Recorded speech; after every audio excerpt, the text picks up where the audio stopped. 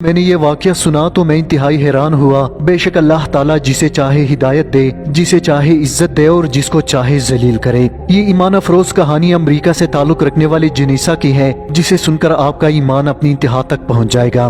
ناظرین، جنیسا بیان کرتی ہیں، چونکہ میں ایک آزاد معاشرے میں بڑی ہوئی لہٰذا مجھے فحاشی کی لت لگی ہوئی تھی۔ جوانی عروج پر تھی اور میرے 4 بوائے فرینڈز تھے، جبکہ ہر رات کوئی نہ کوئی ان میں سے میرے ساتھ سوتا تھا۔ عمل غلاظت کی وجہ سے مجھے گلے کا کینسر ہوا۔ جب میں 24 سال کی ہوئی تو میرا مرض ناقابل علاج ہو گیا، یہاں تک کہ میرے خاندان نے مجھے ایک فلاحی ادارے کے سپرد کیا، جہاں میں بس موت کا انتظار کرتی رہی۔ میں شدید تکلیف میں تڑپتی تو مجھے انجیکشن دے دیا جاتا، جبکہ میرا کسی قسم کا علاج ممکن نہیں تھا، کیونکہ میرا مرض اس قدر بڑھ چکا تھا کہ یہ ناقابل علاج بن چکا تھا، جبکہ ادارہ مجھ پر مزید پیسہ لگا کر فنڈ ضائع نہیں کرنا چاہتا تھا۔ ناظرین، جینیسا بیان کرتی ہیں، اس ادارے میں رہتے ہوئے میں نے اپنے تمام دوست احباب اور بوائے فرینڈ سے مدد طلب کی، مگر کسی نے میری مدد نہیں کی۔ میرے وہ بوائے فرینڈ جو میری جسم کو حاصل کرنے کے لیے ترستے تھے، جو اپنی جنسی تسکین کے لیے سرد راتوں میں گھنٹوں تک میری اجازت کی منتظر رہتے تھے، مگر جب میں بیماری کا شکار ہوئی تو سب نے مجھ سے آنکھیں پھیر لی۔ اب سب کو یقین ہو گیا تھا کہ میں زندگی کی آخری کنارے پر پہنچ چکی ہوں، لہٰذا سب نے میری مدد کرنے سے انکار کیا، یہاں تک کہ میرے بلانے کے باوجود بھی کوئی میرے پاس نہیں آیا۔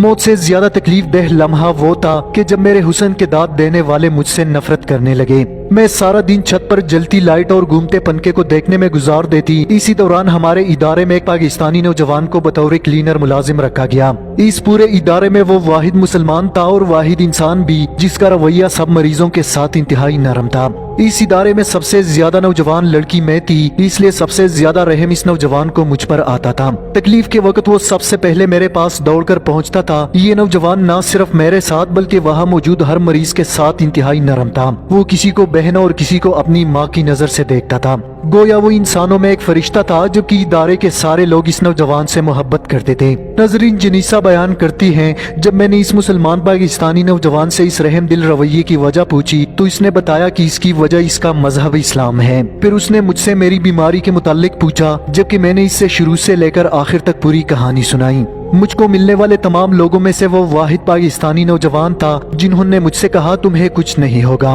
اور یقین کرے اس کے الفاظ میرے لیے صحرا میں پیاس سے تڑپ کر مرتے ہوئے انسان جیسے تھے جس کی موت سامنے ہو اور اچانک برسات شروع ہو جائے، یہاں تک کہ وہ انسان سیراب ہو کر پانی پی لے۔ میں نے زندگی میں پہلی بار محسوس کیا کہ میں اب بھی اور جی سکتی ہوں۔ مجھے پہلی بار لگا کہ کم از کم جتنی سانسیں باقی ہیں انہیں موت کی انتظار میں گزارنے کے بجائے موت کو ہرانے کی کوشش میں گزارنا چاہیے۔ مگر دوسری طرف جب میں اپنی رپورٹس پڑھ لیتی جنہوں نے میری موت کا مہینہ تک بتا رکھا تھا تو پھر مایوس ہو جاتی۔ ناظرین، جنیسا بیان کرتی ہے، اس پاکستانی نوجوان نے مجھے اسلام کے متعلق سنانا شروع کیا اور ایک صحابی رسول کے بارے میں بتایا جس نے نبی کریم کی بارگاہ میں اپنے گلے میں تکلیف کی شکایت کی، جس پر نبی کریم صلی اللہ علیہ وسلم نے فرمایا، اپنی اوپر قرآن مجید کی تلاوت لازم کر لو، گلے کی تکلیف سے اللہ نجات دلائے گا۔ اور ساتھ میں مجھے نصیحت کی کہ قرآن پاک میں ہر کسی کے لیے شفا ہے، تم پڑھ کر دیکھ لو، چند ہفتوں میں تمہیں بہتری محسوس ہوگی۔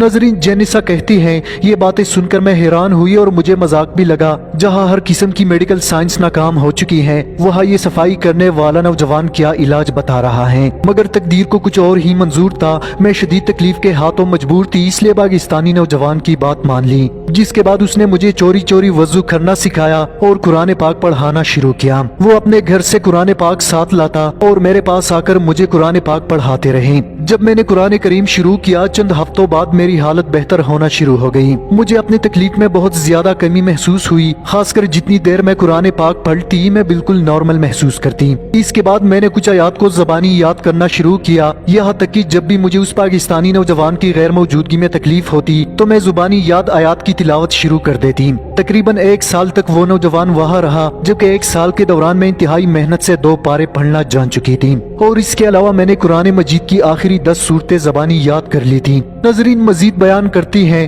ڈاکٹر کی طرف سے طے کیا گیا میری موت کا مہینہ گزر گیا تو ایک بار پھر میرے میڈیکل ٹیسٹ شروع ہو گئے۔ اب کی بار میڈیکل رپورٹس میں کینسر کی بجائے ایک اور بیماری آئی جو قابل علاج تھی، لہٰذا میرا علاج شروع ہوا۔ میرے گھر والوں کو پتہ چلا تو انہوں نے بھی مجھ سے میل ملاقات شروع کی۔ ڈاکٹر سمیت ہر کوئی حیران تھا کہ یہ معجزہ کیسے ہو سکتا ہے، ہماری سابقہ رپورٹس کیسے غلط ثابت ہو سکتی ہیں۔ جب میں مکمل صحت یاب ہوئی تو میں نے اس پاکستانی نوجوان کو بہت تلاش کیا، اس کا نمبر बंद था वो शायद अपने मुल्क चला गया था। मैं बस एक बार उस फरिश्ता सिफत इंसान का शुक्रिया अदा करना चाहती थी, इसके हाथ चूमना चाहती थी जिसकी वजह से मुझे दूसरी जिंदगी मिली थी। लेकिन अफसोस मेरी और इसकी मुलाकात कभी ना हो सकी। इसके बाद मैंने कतर के एक इस्लामिक सेंटर में जाकर इस्लाम कबूल किया। वहाँ मेरा नाम फातिमा फारूक रखा गया। अल्लाह के फजल से आज मैं मुसलमान हूँ। मैं अल्लाह का शुक्र अदा करती हूँ जिसने